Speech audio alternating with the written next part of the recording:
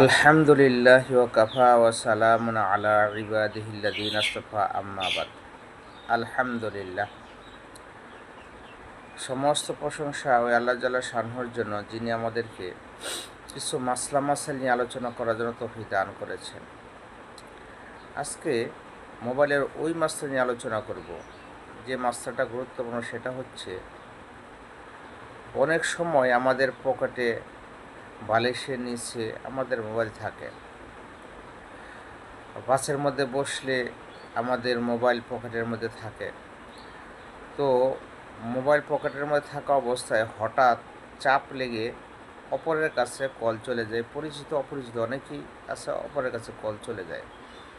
তো অপর ব্যক্তি সেই কলের রিংটোন, অর্থাৎ মোবাইলের রিংটোন, এটা শোনার পরে সেটা রিসিভ করার পর এখন দেখা যাচ্ছে ওই পাশ থেকে, যে পাশে কল আসছে সেই পাশ থেকে কোনো কথা বলে না, বাহিরের শব্দ, শব্দ বা বাহিরের কথার শব্দ শোনা যায়।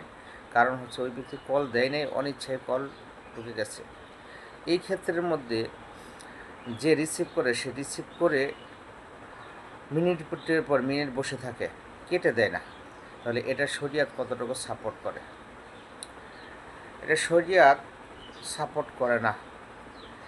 তা পবিত্র কোরআনের দ্বারা প্রমাণিত। আল্লাহ তাআলা পবিত্র কোরআনে সূরা নিসার 29 নম্বর আয়াতে আল্লাহ তাআলা ফরমান, ইয়া আইয়ুহাল্লাযীনা আমানু লা তাকুলু আমওয়ালাকুম বাইনাকুম বিল বাতিল। হে ইমানদারগণেরা, তোমরা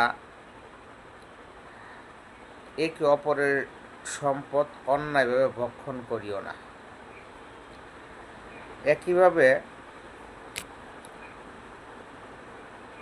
বুখারী শরীফের 2 নম্বর খণ্ড 100 নম্বর হাদিস, মিশকাত শরীফের 1 নম্বর খণ্ড 255 নম্বর হাদিস, আল্লাহ রসুল ফরমান, কোনো মানুষের সন্তুষ্টি ব্যতীত তার সম্পদে হস্তক্ষেপ করা হালাল হইবে না।